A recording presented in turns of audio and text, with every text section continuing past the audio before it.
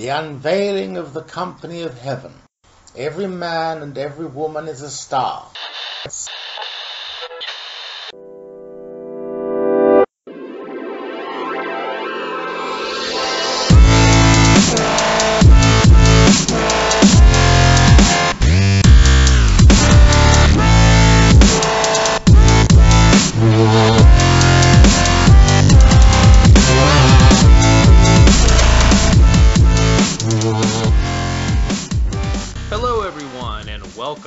Free Radical Media Podcast. I am Eric Scott Picard, one of your co-hosts for the evening, the other being Patrick Ryan. So tonight on the show, we have an herbalist on the show, and I think it's going to be a pretty interesting program. You may very well know our guest from Hyperion TV on YouTube.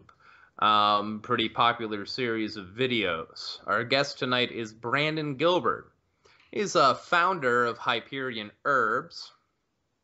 I'm going to read very briefly here from his biography on the Hyperion Herbs website. Brandon Gilbert has a passion and love for Chinese tonic herbs. He's been using these herbs daily for the last 10 years. The healing, rejuvenation, and absolutely life-changing effects that he has experienced is what motivates him and fuels his passion.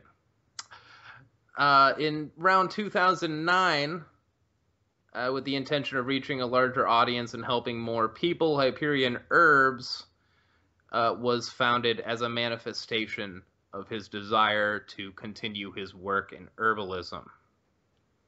So we're going to talk about herbalism a little bit. We're going to talk about the YouTube series. We're going to talk a little bit about New Age spirituality. We're going to talk about herbalist culture. We're going to talk about New Age culture.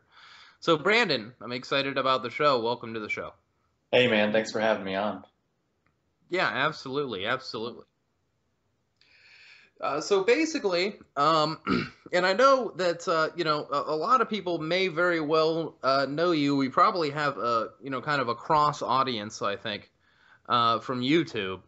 Why don't you tell folks a little bit about what brought you, though, to herbalism in general? Like, I know in your bio, you talk a little bit about first using, herbal tinctures and so on and so forth, for your personal health, right?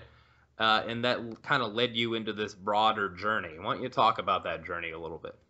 Yeah, I just got into this thing at a time in my life when my health was pretty low, and my overall kind of emotional state was at a pretty low point. And at that time, I think I was probably about 2005-ish, and I was just kind of starting college, and I worked at a library, and I just generally felt kind of directionless in my life. And but also I just felt this real hunger and this real curiosity to learn things, just because I was brought up in a very limited and very sheltered kind of Christian Midwestern suburban environment, and I didn't ever really feel comfortable or at home. So I just, felt displaced, and then just had a desire to learn. And then fortunately worked at a library, and just that kind of opened the door for me. So I started learning about yoga and meditation and different kinds of philosophies, different ways of seeing the world, different dietary approaches, different kind of holistic cleansing modalities, and then eventually got interested in herbalism because, full disclosure, at that time I was using cannabis fairly regularly, and then one day I realized that, oh wait, this is a plant. Like, this is technically an herb. And that was kind of a kind of laughable moment in hindsight, but at the time it was really eye-opening to realize that actually all plants could have an action and or a tangible effect in the body.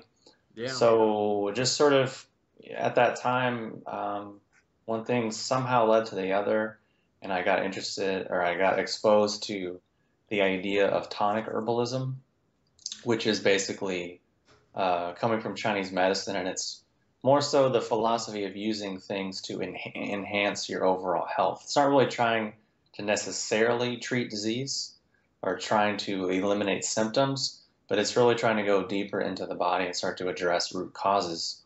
And there's a discipline in Chinese culture called Yang Xing Fa. Probably butchered the pronunciation, but it basically just means the art of nourishing life or life nourishing exercises, or basically healthy lifestyle. And this is something they've studied for a very long time, and it encompasses basically every area of our life: eating, sleeping, breathing, moving, relating. And it really is a way that we can incorporate deep cosmic and spiritual philosophies and alchemical practices within just our everyday life. So basically, see the big things in small things and see the small things in big things. And that's really what started to interest me, because I didn't really care about, taking echinacea to boost your immune system, or take dandelion root to improve your digestion, or these kind of benefits which are great, but really kind of mundane, because I just kind of had more of an inclination towards growing my awareness, growing my consciousness, evolving out of the conditioning and the thought patterns that were causing me so much misery, and basically just kind of deconditioning myself from the really generic Christian American mindset that I had. And then through there, parts of my brain started to kick on, because prior to that, I wasn't really a particularly bright person. I really wasn't outgoing. I really wasn't eloquent. I wasn't able to speak. I didn't really have any of those capacities. And then I can remember exactly the time and place where I realized that something had changed. And I realized, like, well, something's different here. And then I just, was so excited and so passionate that I just kept getting into it, kept getting my friends into it. And then eventually started my first business in 2006, which was just kind of a local small brick and mortar thing. And that, was a great learning experience for someone who didn't know anything about business. And then basically I quit that and then started doing everything online in about 2009. And it's just kind of been a constant growth and evolution ever since then. And even still to this day, the way I look at herbalism, the way I look at the nature of the human being and the nature of life, is still in accord with this deep alchemical philosophy, where it's not necessarily really about disease or really about symptomology. It's really more so about how we are unfolding who we are in this life. And it can be very simple. It can also be extremely complex, because I think in the West, our philosophical understanding of life and of the nature of the cosmos and our relationship to it is extremely primitive, and is a few thousand years behind what more ancient cultures and traditions have been able to codify and understand. We understand esoteric things in very kind of vague terminology, whereas very other systems have really codified and systematized things in a really scientific, pragmatic way that can really root and ground the thing. But it just requires a lot of time and energy to actually get into and understand and decondition, and it's a whole thing. But really what I'm trying to say is it's just a different view of the body and of the cosmos than what we are typically accustomed to. So that's kind of a bit of the long and short of it as far as how I've got into it and really what interests and inspires me then and even to this present day. That's fascinating, because we've had a few different herbalists or people that practice herbalism on, and a common theme that comes up a couple different times was the idea that these ancient cultures, specifically the Chinese ancient culture, it seemed like they understood some really core deep concepts. I don't want to say they knew more than us, but it was like they accounted more for how the microcosm interrelates with the macrocosm, as opposed to just the westernized orthodox approach to medicine today, and in science in general. It's they knew more about something different than we do, Yeah, I mean, historically, basically what happened is there was a period of time where Western medicine and Eastern and Chinese medicine were basically at the same place, meaning they were just bleeding people. And actually, at that time, the Chinese were a bit more advanced because they understood that how the heart worked. So they didn't have bleeding chairs. Whereas still in kind of Roman times, they had bleeding chairs because they didn't actually understand the heart. But then, to be quite honest, our Western modality hasn't really evolved past that understanding really that much at all. Because basically all we have at our disposal is cutting or maiming someone or giving them drugs. We don't really have much else. And basically all of our medicine is extremely invasive and it's extremely strong and has a lot of side effects. Whereas Chinese medicine kind of went in the opposite direction and said, wow, this medicine we're practicing, it's really intense and it's killing a lot of people. But see, the Romans were actually okay with that because they said if you died from treatment, it meant that you didn't deserve to be a Roman because you weren't strong enough to survive the treatment. So the Chinese were like, well, actually, there's actually a thing about constitutions. Some people are really robust and they can handle getting bled. Some people bleed a little bit and they're dead. And they realize, well, there's actually a value for all of these people. And perhaps there's something in making our medicine weaker. Because the thing is, like herbalism and many alternative modalities generally are pretty weak as compared to our Western modern strategies. Now, they can also be very powerful, but they are usually not in modern times because there's no real practitioners at that level that people can necessarily access. I happen to know people who are extremely skilled practitioners and can basically change your life with one treatment. But these people are very rare and they don't advertise. People can't find them. You have to have kind of some connection with them. So basically from my own research and study and then from my own actual experience with people who actually embody the ancient tradition are actually a direct descendant of that and direct descendants and members of certain lineages, able to see like the massive disparity that exists within modern times. And it kind of, in some ways, is really great for me, but it also really distorts my perspective because a lot of the time people can't relate to what I'm saying, which I mean makes sense because it's just, it can be very far out sometimes, but also very simple and practical. And even in Chinese history, there was a time where they were doing surgery, but they abandoned it because they felt it was barbaric. So, I mean, but that's also, I just want to make one thing clear because it's going to sound like I'm some kind of like Chinese medicine or Chinese philosophy zealot. And I just want to be clear that I'm not, because this is a culture of humans. So 99% of it is garbage. Right. I'm talking about the 1% of it that's actually useful and was actually done and practiced by people who cared and who, were kind of ahead of the bell curve of the masses and of like what most people were doing.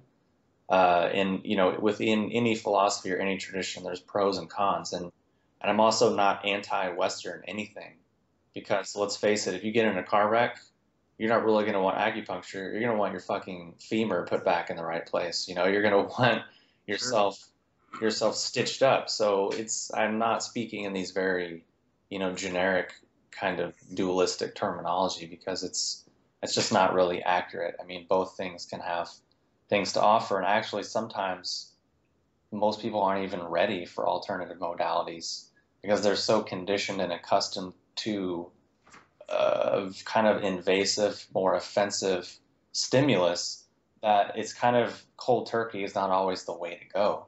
Because it's just like, I'm sure most people listening eat sugar on a regular basis in varying degrees. But if you try to go cold turkey and just not eat any sugar, at all whatsoever for, a month or longer, or even a few days, it's going to be hell for most people. Yeah. I've been through that definitely at one time in my life, and it was like coming off of a hard drug. I mean, and that's just sugar. That's like not even really a big deal. So just kind of a couple of small caveats I wanted to make before we got deeper into the conversation. Yeah, for sure. I totally agree with you. Especially, the idea that we can't turn this into just another dichotomy, and like integrating the Western paradigm in with the ancient or Eastern paradigm is definitely the wise way to go. And that's the way, I mean, that's what an ancient Chinese would recommend anyways, and that's Well, what China actually is doing, correct? I mean, yes and no. We have to understand that just because it's coming from China doesn't mean it's good. Because, they had the Cultural Revolution where they murdered a lot of people. They destroyed most of the culture, and basically most of these things that I'm talking about were wiped out and or are still presently illegal in the country. So even what's being practiced now is often pretty mediocre and obviously just communist and atheist, because there was no such thing as traditional Chinese medicine prior to the 1950s. That was something that was invented by the communists. Acupuncture and herbalism was never practiced together prior to the communists inventing traditional Chinese medicine. It was always just basically a folk lineage or a village lineage or some kind of family lineage that kind of had their own style. And the real issue is that you can't really standardize Chinese philosophy and medicine, but they had to do it in order to create a system that could be, widespread and learned and taught at a large scale. So just from the very beginning, there's just a lot that's there. And I personally want to recommend not trying to merge things and not trying to fuse things. I know it's kind of like a contrarian thing, and everyone these days is kind of all about inclusiveness and unity and, these kinds of ideas. Which, I mean, if on a social level, yeah, obviously we want to include everyone and treat people well, yes. But usually how that plays out is a person doesn't even understand the extent of their own conditioning. So they take their limited understanding of A and then try to apply it to their limited understanding of B, and they just end up with an impotent mess that is just nothing. And that's basically what modern yoga is to a large extent. That's what modern, martial arts are in America. It's just this homogenized, really just nothing at all like what it really could be. Because people, the thing is with these kinds of philosophies that I'm talking about is they're inside out instead of outside in. But the inside out takes a long fucking time. And you have to go through a really painful process of deconditioning and breaking down all the things that you think you know. And then you can integrate, and then you can see the similarities, but no one's willing really to do that, or actually perhaps even has the capacity or the teacher or the opportunity. It's just like if you're a Westerner, you live in California and you want to be an acupuncturist, you just go to acupuncture school and learn Chinese medicine. But you don't learn about how you don't learn about your arrogance and your entitlement and your sort of pseudoscientific kind of religious view of the world, because you just naively assume that that's how the world is because that's what you've been told and that's what science tells you. And then you try to learn Chinese medicine from the basis of that, and it just becomes impotent, and you don't actually understand the medicine. And, I live in Portland, Oregon, and you can basically go on any street corner and there's going to be an acupuncture office. And there's 2 schools here, and there's just so much of this stuff here. And it's great because I just get to see, what's actually being taught and the level that people are actually getting to. And it's great because, it's cheap healthcare and, gentle things that can help a lot of people. But for what it could be, not very much. And for the whole art aspect, it's just not there because you're trying to fit a square peg into a round hole, which is why I don't recommend people trying to fuse things. It's I mean, removing a key aspect of a cultural practice from its cultural context is basically kind of what I'm getting there. So when you take a single practice like acupuncture or something like that, or Chinese herbalism out of its larger cultural context, kind of drop it into a foreign cultural context, it's going to be diluted. It's not going to be the true essence of what it was. yeah, it's just one thing I can recommend for people is I have an article published on Elephant Journal. That's basically I wrote where I kind of compared and contrasted how exactly opposite and incompatible our paradigms are, as far as our Western assumption about the world and the body, and then the ancient Chinese assumption. And then you can pretty easily see from the root up how it just doesn't work. And that is, it's on Elephant Journal, and it's called The Concept of Health According to Taoism in Comparison to Modern Society. And you guys can maybe link to that or something, but I really recommend that because it kind of breaks down exactly what I'm talking about and why a fusion isn't really possible. Because it's just apples and oranges. Yeah, that's definitely something I'm definitely gonna read the article, and I'm really gonna give that a lot of thought because I've never really thought about it in that way before.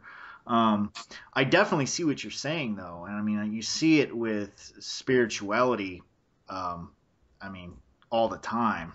You see something like Neo Adveda, for example, someone like the likes of like Eckhart Tolle that's preaching, be in the now, and going on Oprah Winfrey or whatnot, and preaching these at one time very esoteric teachings to the masses, and people just sort of think, oh, okay, now the way I'll reach salvation is just to sort of focus on the moment constantly, and that's going to free me, and I could disregard doing the work and disregard doing the practices, and all I got to do is just focus on the now, and I'm a good spiritual person. I could continue living my life and doing all my consumeristic habits and et cetera, et cetera. And it's just like, I don't know really where I stand, because at one point, when I really got into spirituality, I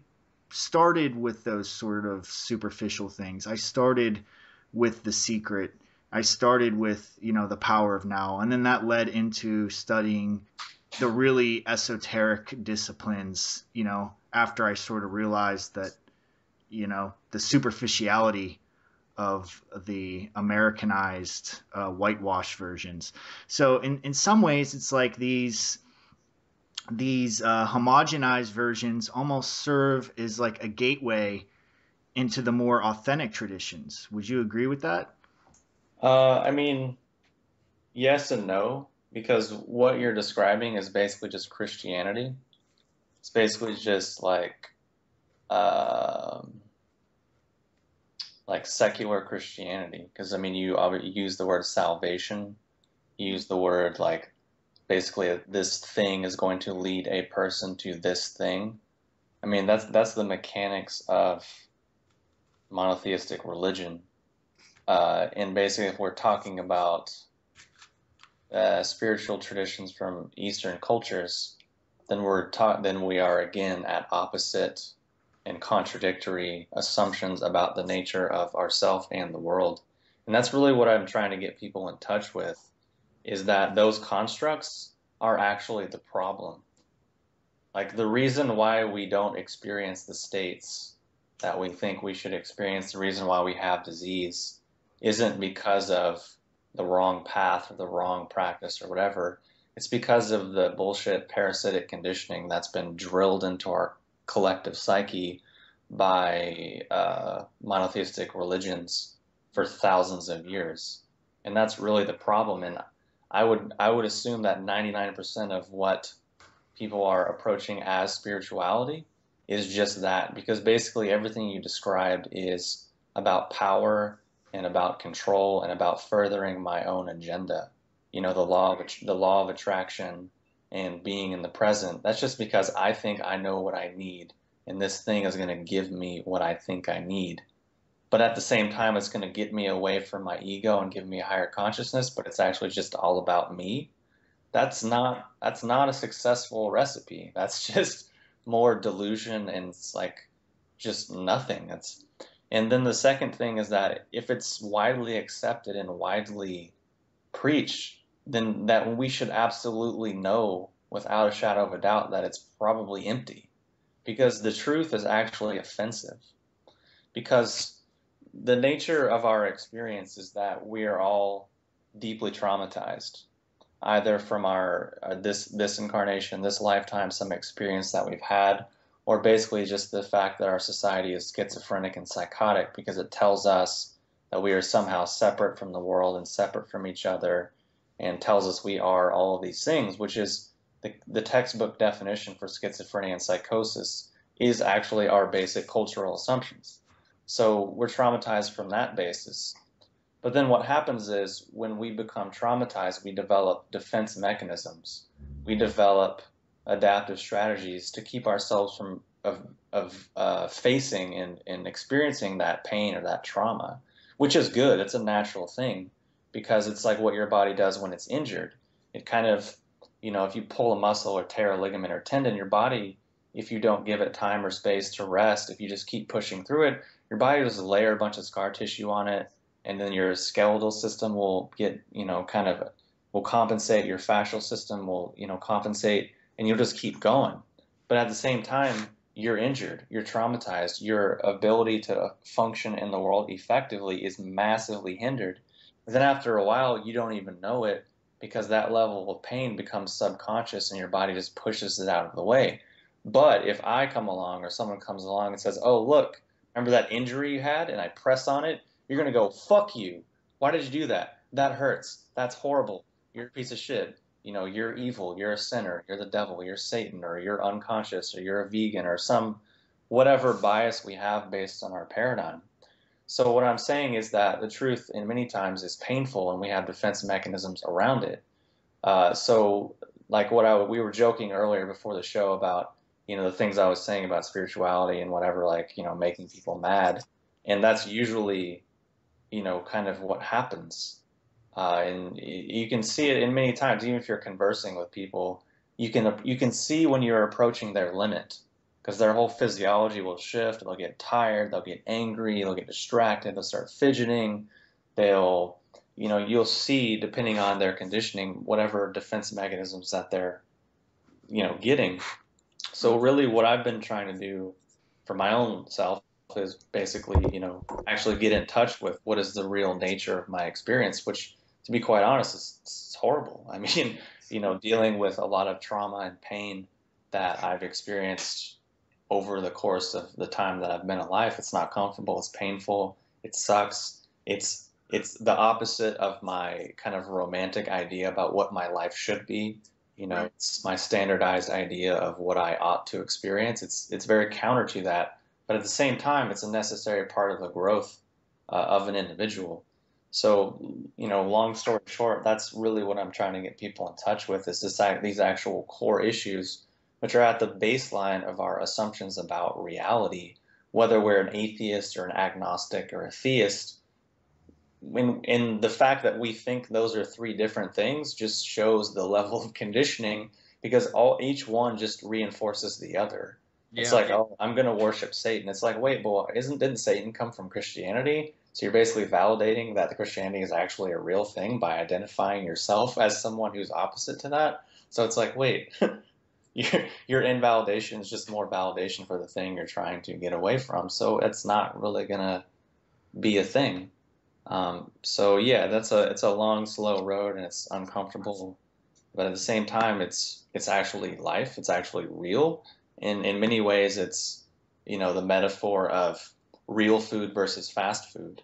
You grow up your whole life eating wax, pesticide covered, red, delicious apples, and you think that's what an apple is, this soggy, flavorless, colorless piece of shit. Really, that's not really resembling food. But then you go to the farmer's market, at the peak of apple season, you get like this heirloom local apple, and you eat that, and you're like, holy shit, this is an apple?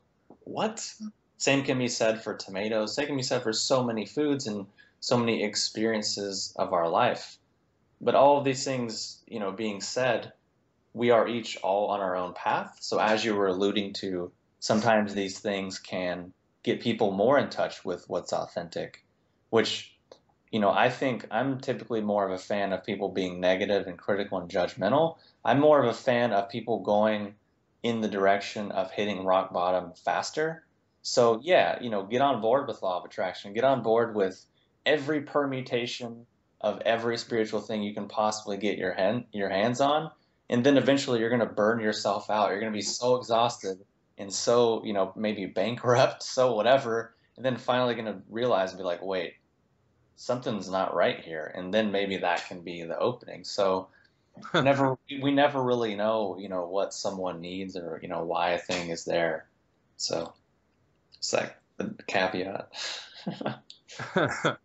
There's a lot to unpack there. There's a lot to unpack there.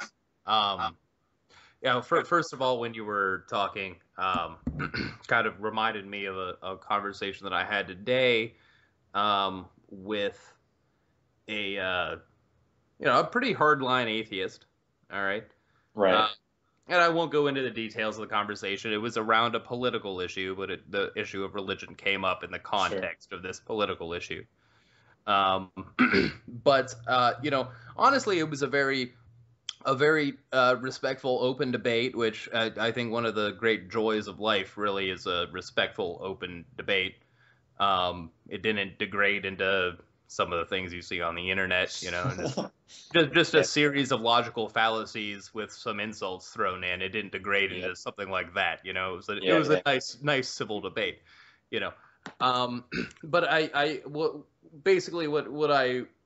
the point of this is that from that atheistic position and through a position that was kind of critiquing the analysis coming directly from atheism, it reveals that, atheism has a dogmatism all of its own. Sure, exactly. It certainly has a fundamentalist aspect to it. Sure.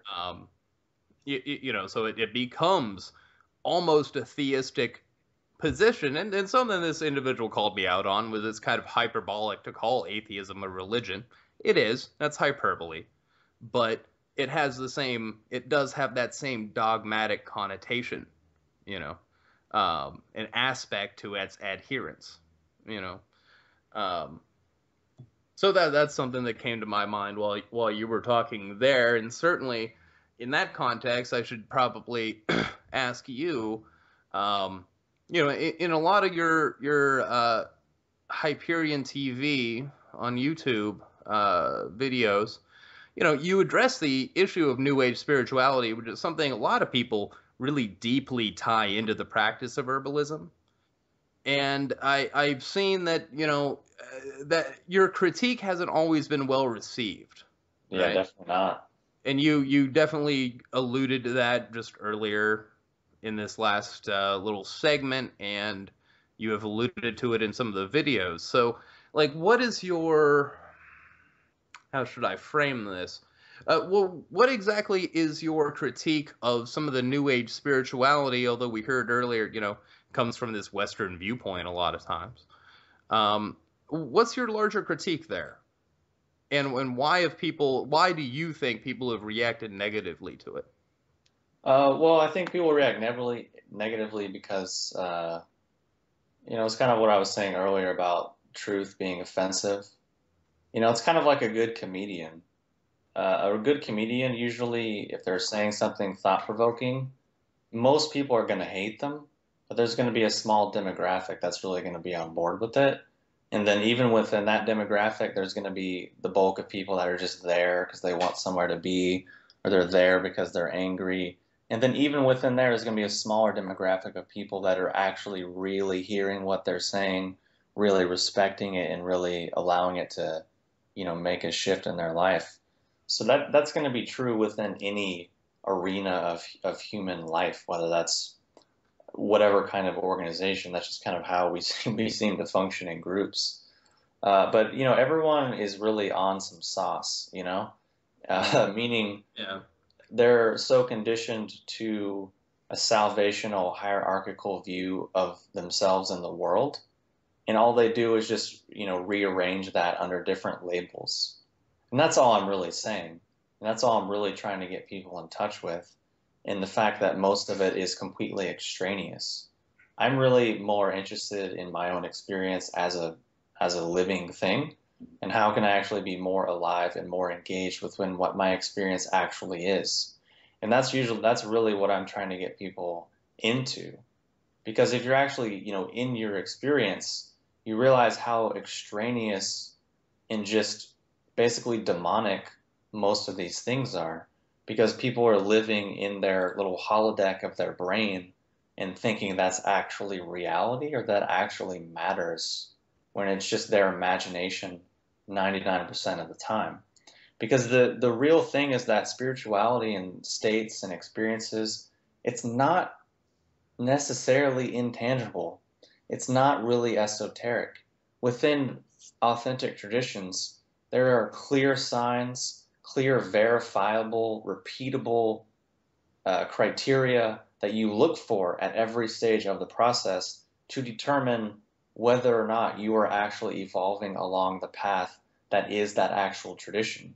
And really what a certain system or tradition is a set of principles, a way of looking at the world. And then different lineages, different teachers, different people will basically then arrange or rearrange those principles to suit the needs of, the geographical location or the historical time period or so many different variables. It gets extremely complex. But basically each authentic tradition or lineage will just basically have its own kind of path and its own unique vibration. And what really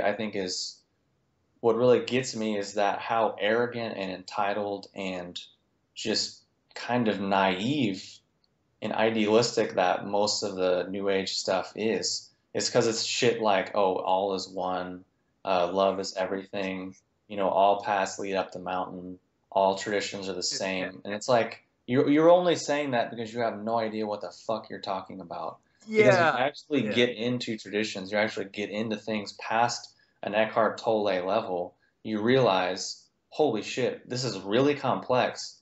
It's actually going to require a shitload of dedication, time, and energy. It's going to be painful. It's going to suck. And this is actually a bit unique and is trying to take me in a certain unique direction because that's what this lineage actually is. And it gets extremely complex really, really quite quickly. Even in the most basic kind of concepts, if you talk about various energy centers or various ways of looking at the body, I could list dozens of different permutations and ways in which, in contexts of which it would be true here but false there, and so many different things, because ultimately we're talking about a living, dynamic thing. We're not talking about a static, book of rules, because that's not life. Life is dynamic. So if we want to be alive, probably we should be dynamic too, and the things we're doing and practicing should be dynamic as well.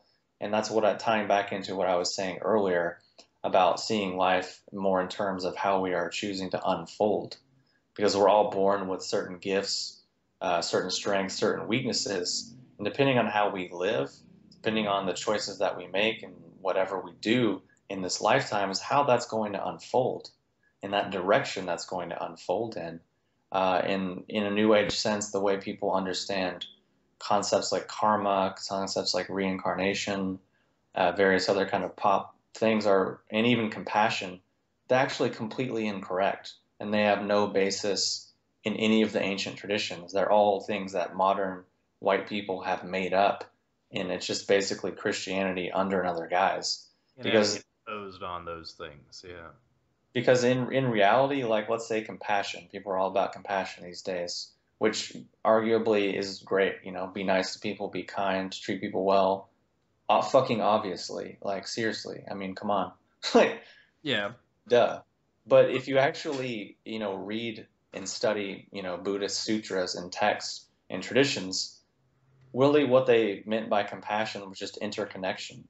starting to basically use your practice like meditation to see the interconnected and interrelated self-correcting nature of your actual experience as it is.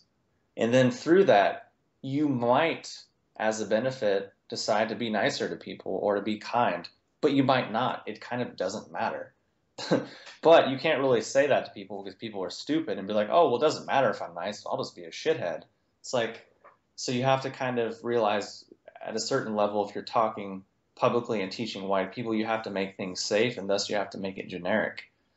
Because within traditions, there's different levels of teachings. There's kind of what you tell the general public, which is usually a lie because it's safe. And then there's what you tell kind of your students, your casual students. And then there's the, your more committed, dedicated students. They get a different teaching. And then there's, different echelons of your inner door students or your official disciples or people that you tell even more things to. So at every stage, it's all probably going to be contradictory and it's all going to be a lot different. So just in those few minutes, I hope to have illustrated some of the complexity and some of the variability for these kinds of traditions and really why it's so just laughable what people are marketing and putting out as, spirituality or new aginess, which 99% of the time is, again, just Christianity under another guise, just another avenue for a person to live in their imagination and not really engage with their actual experience as a human being. Just another perversion of consumerism. Yeah, exactly. I mean, it's just, coming from fucking capitalism and consumerism. Yeah, it's kind of depressing because it's like, what can't consumerism pervert? I was reading a book on spirituality a couple weeks ago, and the guy was talking about Zogchen. And for the listeners who aren't familiar with Zogchen, it's a Tibetan Buddhist lineage, and it's also known as Adi Yoga, which is like loosely translated as like the precipice of yoga, like the apex of their teachings. And essentially he was saying, the importance of preserving these lineages, which sort of goes back to what you just said, Brandon. The importance of preserving these lineages is this.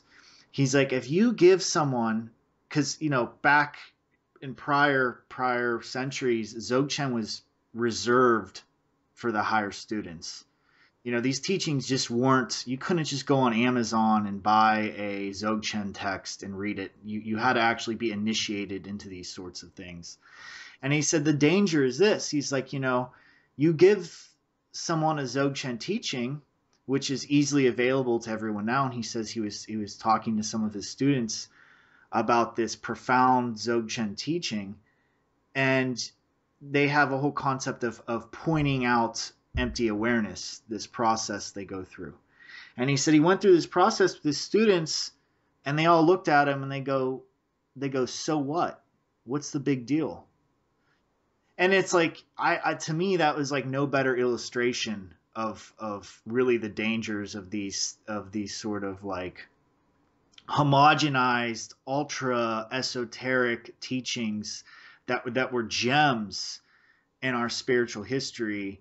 Now they're just sort of, they're just being accessible to everybody, and people aren't even able to pick up on their brilliance because their minds are so inundated with this bullshit consumeristic marketing that they've been force fed, and it's really sad, and I really don't know what a remedy for it would be.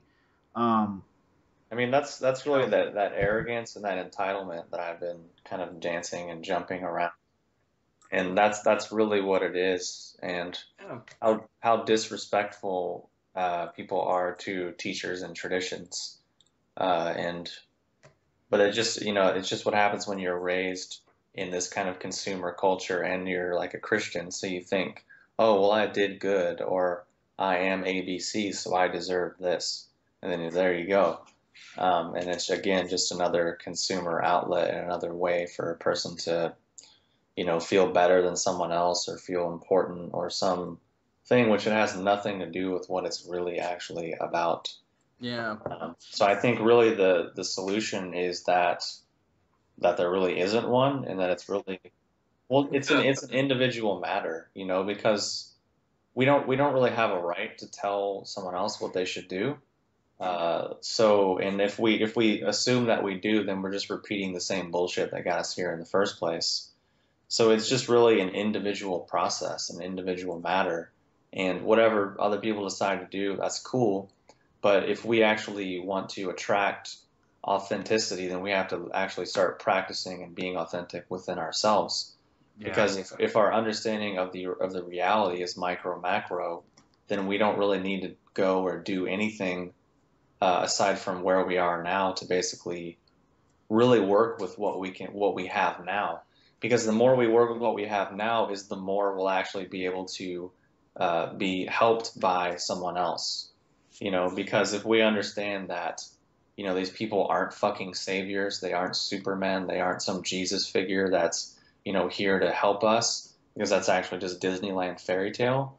That actually this is just another human being that I need to respect, and I actually need to first respect myself first before even trying to approach someone like that. Because if our psyche is just a garbage pile of, you know, trauma and, you know, toxicity, why would anyone of a high level even want to mess with that? It's like going to Michael Jordan or whoever is good now. I don't even know. I don't keep up with sports, but whoever's, you know, the top athlete, going to them and being like, hey, can you teach me how to shoot a free throw? It's just like, why? You know, like, grow up, you know, like you can find, Yeah. it's just, we don't see in our culture how that's really disrespectful. We Exactly. think, oh, why? Yeah. Yeah. And it's that naivety that you were talking about. You know, very recently, you know, I was in conversation with someone, a group of people, and somebody, they used the phrase, well, you know, it's okay because as a human being, our natural state is joy. And I was just thinking, like, that is the most absurd thing I've ever heard in my life. Like, I don't know what the fuck you're talking about, you know? And secondly, I mean, that's insulting because if you think about it, that ignores the dynamics and the dynamic complexity of human emotion, right? To reduce everything down to the emotion of joy totally ignores the purpose and goals of the complex array of emotions that make up the human psyche. Exactly. You know, it's just simply absurd. And I have no idea. Look, you know, I've studied my scripture from the East and the West. I don't remember any teacher ever saying the natural state of the human being is joy. You know what I mean? Maybe some modern New Age gurus who are trying to separate you from some dollar bills. Exactly. Have said that because it's warm and fuzzy, but it's just an absurd, naive, dumb concept. You know? I mean, it's just hedonism, you know? Yeah. People assume, you know, hedonism is spirituality, or feeling good is spirituality, or being nice, all these things. And I'm like, actually, you're just talking about hedonism. You're talking about, you know, ethics or these other things. I'm like, which are great. You know, obviously it's good to feel good. It's good to be nice and kind, but it has actually fuck all to do with, you know, anything that's going to grow your consciousness, because actually we grow from pain. I don't know if anyone that's listening has ever been to the gym or ever went for a run. Kind of fucking hurts. It's not that great, but it kind of can be enjoyable after a while. And that's life, you know. If you want to be a concert pianist, you're gonna have to put in some hours and some years of your life. You're gonna have to make a focused, dedicated commitment. You're not just gonna, you know, assume that, oh, well, this famous pianist, you know, Franz Liszt, you know, he played piano all day, every day for 20 years. So I'm just gonna play, you know, for 15, 20 minutes when I get home from work in the evening, and then I'll be as good as he was. No, I don't think that's gonna work. Actually, I don't think that's a real thing. And it's the same thing with these kinds of traditions, if not actually exponentially greater, because we're talking about, you know, cosmic forces. We're talking about the fabric of who we are and the fabric of what, you know, is this reality that we find ourselves in. It's so true. It's so true, and it makes me want to just sort of run up to some mountainside and build a hut and just watch it all burn down. Not to sound overly pessimistic, because it's almost as if, that's truly the transmutation has to fully express itself. And I sort of feel there's a part of me that feels that it's like the train is already so far off the tracks, there's no way to really re-navigate it back on course, that the only true solution is to let it just play itself out. And, through the rubble and through the burning of it, that's honestly where we'll really get the redemption. But, going to your local Barnes and Noble and picking up a few spiritual books isn't gonna really change the course of the ship, unfortunately. Yeah, I mean, it's also realizing that there never really has been a time. There's never been a golden age. That's just another Christian idea that we're kind of romanticizing. And, collective consciousness is going to do whatever it is going to do. And, that's not something that's separate from our experience, because there is kind of the tendency to idealize the hermit life, or idealize leaving society, but actually within many cultures and traditions, that actually it's not really a real thing. And it was only done for specific reasons under short periods of time. And sure, there were rare people who completely pieced out of society, but they only did that to work and focus, and then they came back, and they tested what they found or what they learned, said, okay, this works, okay, it doesn't, and then they left, worked on it, and then they came back. And that's largely how what we understand as Chinese medicine was developed, by people kind of living on the outskirts of society and kind of going in and out. But really, if we are born in the world and we are here, odds are that's actually where our work is, and is actually learning to be unaffected by things, and be able to shake off the red dust, as it's called, because there's never been a golden age. It's just not really a thing. So again, it comes back to us and our individual experience and the choices that we make for ourselves, and basically, taking our energy back, taking all of those chi balls and judgments and, romantic ideals that we have about the world and how it should be and how it ought to be, basically just letting those dissolve so we can reclaim that energy for ourselves and that potency back in our own experience. And then through the lens of whatever tradition we're practicing or studying, then we can start to view the world. Because if we're using the I Ching or other ways of understanding time as a cycle, and understanding physical reality as a manifestation of, a kind of energy or a kind of vibration, and we realize that's really what we're seeing around us, whether it's a person or a table or a tree or, Donald Trump. We're basically seeing a composite of these various vibrations. And then depending on, what our understanding is or our lens, we can say, oh, well, it's just this one. It's just this, archetype, or this quality of this reality that we're in. And then our actual internal awareness can shift. And it's basically, that's more of the process and more of that internal work of becoming internally strong and internally centered, so that we're really not that much affected by what's going on around us. Like, we can walk down a busy street and we are in our space, we are calm, we're centered, people are doing their thing, whatever, we want to interact or not, whatever, it's fine, because we're not holding on to our standardized notion of what our experience should be.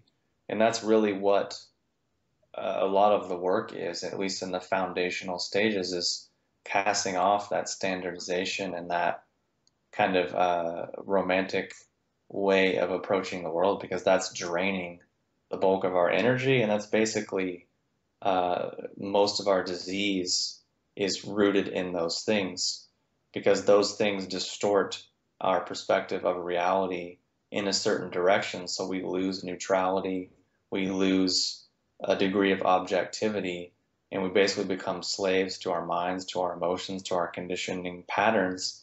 And that creates wear and tear on specific organ systems in the body, causing fairly predictable physical tension, physical blockages, as well as patterns of disease. And that's just basic Chinese medicine understanding.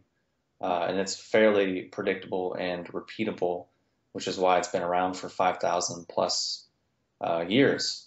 So I think that's ultimately, when I was talking earlier about the whole self-respect thing, is actually getting to that place to be more self-centered, to be more authentic, to be more honest, which is going to fucking suck, because you're going to realize how stupid you actually are and how much of an idiot you are, and how much you've been, the most of your life has just been spent like making your life more hard and more difficult, or, you know, pushing love away, or pushing opportunities away, or so many things that you're doing that you just have been doing that's been exhausting you. And that sucks, but it's also hilarious, but it's also educational, because then you get to see what the quality of your experience is. You can turn around and say, oh, well, that's going to be true for, you know, the nature of human experience as well. And then you actually have something, you have some wisdom, you have some value. It breeds self-understanding. Exactly. And then you can operate from that basis. And then sure, you have teachers, sure you have guides, sure you have books, sure you have tools, but they're just supportive. And really the work is more of this internal process, and more about taking responsibility, you know, for who we are and how we're showing up and how we're approaching situations, and just giving ourselves that freedom, and then subsequently giving other people the freedom to do the same thing. And then we get to operate from more of a place where we can say, well, does this work for me? Does it not work for me? And then go from there and basically, you know, follow that thread of what our experience is teaching us. And that's really outside of any system or outside of any paradigm or organization or standardization, because it's a spontaneous, dynamic thing. And that's where it gets a bit trickier. So, yeah, that's definitely given me something to think about for sure. You know, the concept of how standardization just sort of really sucks the dynamic energy out of things. And I, to be honest with you, I've never really given it that much of serious thought, but I really thank you for bringing that up, because you really made a profound point with that. And you really see it a lot. And you don't just see it with religion, you see it with freaking everything. You see it in all the arts. yeah. You know, I've seen it in pretty much every sort of art that I've really been into, film, even video games. Exactly. You know, as soon as it starts becoming standardized, the quality just goes to shit. Exactly. Yeah, so I mean, there's also, you know, there's pros and cons. You know, right now we're talking about the cons. You know, the pro is that you can go to your favorite restaurant and get your favorite dish, and it's going to be pretty close to the way you remember it. You know, or the fact that, you know, you can turn on your phone. A meter is always a meter. A centimeter is always a centimeter. An inch is always an inch. Standardization, yeah, sure. Yeah, exactly. I mean, time and space, and sure, they're not necessarily real objective things, but they're useful tools. And sometimes a tool or a lie is more useful than the truth if it can move us along a certain path. So that's kind of why I'm not, you know, really trying to say, oh, this is bad or this is evil or you should or shouldn't do this, because, you know, we really don't know. And sometimes it's only after slamming our head into the wall do we actually realize, like, oh shit, there's a wall there. I never realized that. Like, I've been slamming my head into that wall for 25 years, and all of a sudden now I see there's a wall there. Wow. Okay. But, and I guess really on that note, really what has been really helpful for me as far as unraveling the anger or the resentment, the depression that I've had for a lot of my life, just from seeing, you know, just a lot of the things we've been talking about, the bullshit or the conspiracy theories or the ignorance or the stupidity or the dumbing down of things or the consumerization of things, seeing it and just being bothered by it because I think I need to do something or I need to change something or it should be different. But really just getting to the place of being able to see the kind of hilarity in situations, being able to smile and laugh, being able to be a bit more indifferent. That's not to say apathetic, because those are very separate things. You can take action and do things and be a force in the world, but also be pretty detached and not really that concerned and enjoying the process at the same time. There's many different ways of doing it, but I think that's a really important thing. And there's various chi dynamics, that are at play with just taking a lighter touch and, being a bit funnier and seeing the hilarity in things and really seeing the hilarity in yourself. I mean, because we're all pretty ridiculous as human beings. Like the shit we do on a regular basis is just like laughable. Like, and I don't mean laughable in like a put down way. I just mean like interesting, novel, funny, entertaining. Like it just more of that attitudinal shift can be really, really helpful for people, and being a bit kinder to ourselves in a real way. I don't mean kind as in like posting shit on Instagram. Like kind as in stop lying to yourself. Realize like, wow, I am a fucking depressed, angry jerk. Wow, I am fucking addicted to cheeseburgers, or like whatever it is for us. Just actually being like, whoa, that's really my thing. That's really what I'm doing. Okay. Self-awareness. Yeah. Yeah, something, and just observing and watching it and seeing what it is. And because people often ask me like, "Oh, what should I do? What can I do? And how can I get rid of it?" It's like, well, you can't, because what you're going to be doing is reacting from your disease, with your disease telling you how to get rid of your disease. So it's like it's not really going to work a lot of the time. But sometimes we just have to do what we can do and kind of observe the process. And sometimes that is really all we can do. And we can see like, oh, wow, I'm actually just doing this because I've been doing this for 15 years because of this weird habit that I developed. Okay. I don't really want to do it anymore. Okay, I'm done. And that's it. We're done. Usually your life is more likely to change in an instant. It's just like you're done and then you're done. And then you move on. So just a few caveats which have been really helpful for me. Yeah, there's definitely wisdom to be found in it, no matter how superficial or how, horrible the habit is you're partaking in. I'm a firm believer in that. There's always wisdom, either, sometimes it's not very evident, but there's always wisdom to learn from it. And I truly feel that life ultimately is the greatest guru of them all. And especially your dark side, your shadow side has the greatest teachings of them all. And I sort of, this whole Kali Yuga, or whatever you want to call it, that we're going through, if you believe in that sort of thing, is ultimately what's sort of prepping us for the greatest jump in spiritual growth. It's through going through the dark side that we can make the greatest spiritual gain, right? The dark night of the soul. Right. Yeah, and it's just really kind of the willingness to participate, and also the capacity and the skill to be able to navigate those dark waters and not just be consumed, which is, that can be a very tricky thing to be able to do, and not just, have it consume you. Sure, it catalyzes spiritual insight. Otherwise, if you don't catalyze the insight, the proper insights, or the proper growth, or the proper wisdom, then you're gonna live a dumbed down, artificial life. Yeah, and it's just getting in touch with who you actually are.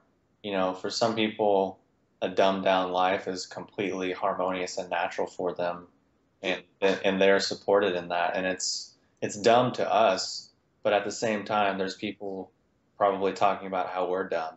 Yeah, like, certainly.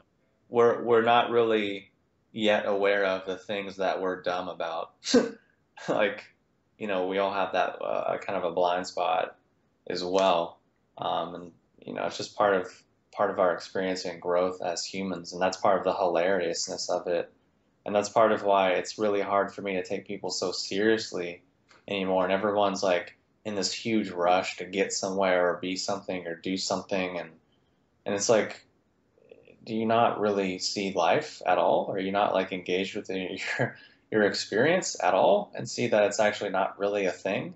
Because even if you're an immortal, there's higher immortals than you. Like, even if you achieve Buddhahood, that doesn't mean you're completely freed from the cycles of birth and death. It just means your cycle of birth and death is a bit longer. So, I mean, you haven't won yet. And even if you get all the way to the end, you're just going to flip back around, maybe. So that's an interesting take on it. Yeah. I mean, but that's in a lot of the text that's on, you know, the mandalas and the text and the tapestries. It's like that's what they're trying to get at, is this cyclical, self-correcting, self-regulating nature of our experience, but also the composite nature of our experience, and actually learning to be okay with the mystery, because that's really the one of the major distinctions of, say, ancient Chinese philosophy and Western philosophy is Western philosophy is not really okay with I don't know, whereas they really embraced I don't know and really studied the fuck out of it and said a lot about what they didn't know. And were completely okay with things being mysterious, things being purposeless, meaningless, useless, directionless. Totally fine. Completely okay. Whereas and somehow that philosophy seems to have given people more agency and more access to free will. Yeah, exactly. Because that's yin and yang, you know? You rest and then you have more energy, and then you like use all that energy and then you want to rest. There's not one without the other. And the fact that our society clings so much to certainty is only pointing out how insecure we actually are. Because the more secure you are, the more comfortable you are with uncertainty and insecurity. The more secure you are, the more you can admit your insecurities and admit where your shortcomings are and be vulnerable. So you can appear weak, but you're actually strong because you're strong enough to appear weak. It just becomes very paradoxical. Interesting. I mean, there's a lot more to be said, but we're about at our time. I'm honestly, I'm thinking every time we have an herbalist on, I always kind of think of the folks, you know, as we're put an herbalism tag on the video on YouTube and the podcatchers and so on. I always kind of feel for the folks who just stumble across us who aren't repeat listeners and are like, oh, hey, this guy's probably got a good dandelion tincture. Yeah. So we always, but we always end up talking about spirituality or politics or the environment or, you know, something else with our herbalist guests. I kind of feel bad for those folks who stumble on it, just, you know, just kind of hoping for a new tincture, you know. I mean, if people are following me, they're probably used to it by now. They're just like, will you just talk about reishi, please? Well, regardless, Brandon, why don't you tell everybody about where they can watch your videos and about Hyperion and your contact information and all those things. Plug all your stuff. I would say first point of contact, people can look me up on Facebook with, you know, Brandon Gilbert. People can also visit me at HyperionHerbs.com. It's where I have a selection of Chinese tonic herbs and really high-grade teas that I've sourced personally myself, and all of my stuff is third-party tested and verified so that, you know, I say it's this, and then I send it to a lab, and then they send back and say, yep, it's actually this. I have all that information on my website, and that's just from a personal basis. You know, I take all of my own products. I stand behind all of my own products, and that's the only reason I sell them, because I'm really lazy, and I can't sell something that I don't actually care about and I'm not actually excited about. So that's just kind of how I approach it. So people can visit me there. Also, HyperionTV.com is my YouTube channel, and then also on Elephant Journal. If they just go to the homepage, see my face on the left-hand side because I'm a featured author on there. and I have a few dozen articles on there. Really, a lot of the things that I touched on briefly in this video, I've broken down in pretty clear detail in many of the articles on there, talking about various nuances of spirituality and different traditions and, working with consciousness, because really my goal ultimately is helping people just feel more empowered within themselves to make the decisions that they need to make and do the things that they need to do, whether that's be the best plumber there is or be the best athlete, be the best actor. Like I don't really think spirituality is just this weird thing you do in your room, when you wake up in the morning. I think it's how you live your life. I think it's how you show up in the world, because, if you have your own dry cleaning business, you can infuse consciousness and love and compassion in there. You can, have all of your customers walk away from your store feeling happy, feeling inspired, feeling like their life is better for some reason. So it is not, it's not a weird thing. It's a basic human element that is in our experience all the time. It's just a matter of we actually want to, step up to the plate and engage within that. And that's really what my basis is, and whether it's herbalism or philosophy or meditation or yoga or whatever discipline, it's just a tool to help us, access more of our natural human capacity. And that's really where I'm operating from, and what my major motivation is, because I'm interested in that for my own self, and love to have other people interested in the same thing. So if people are, they can definitely find me on those avenues and, get on my email list or get on my YouTube channel or whatever. And there's a lot of good information there. I think I have over 600 videos on my YouTube channel. So lots of stuff there. I also have my private membership website, HyperionAcademy.com, where I teach classes and tend to do more in-depth, a bit more explicit kind of education. And I also have a whole private reserve line of herbs and teas that I don't offer publicly. So I have those things going on. People can find me there, connect. And yeah, definitely appreciate you guys giving me the opportunity to rant and rave for however long and having me on your show. And hopefully it's been entertaining and hopefully helpful for the listeners. Yeah, definitely. You definitely brought up some awesome insights that I'm for sure going to give a lot of thought here in the coming days. So I'm confident the listeners will definitely get something from it. As am I. I think it's been a fun show. I think it's been a good show. All right, yeah. So I'm Eric Scott Picard. My co-host has been Patrick Ryan. Our guest has been Brandon Gilbert. You can investigate more about our guest, all the contacts that he spoke of just now, which should be linked to the video or whatever description on whatever platform you happen to be listening to us on. And I'll say that from my understanding, Hyperion Herbs has a fantastic reputation. You should just definitely check them out.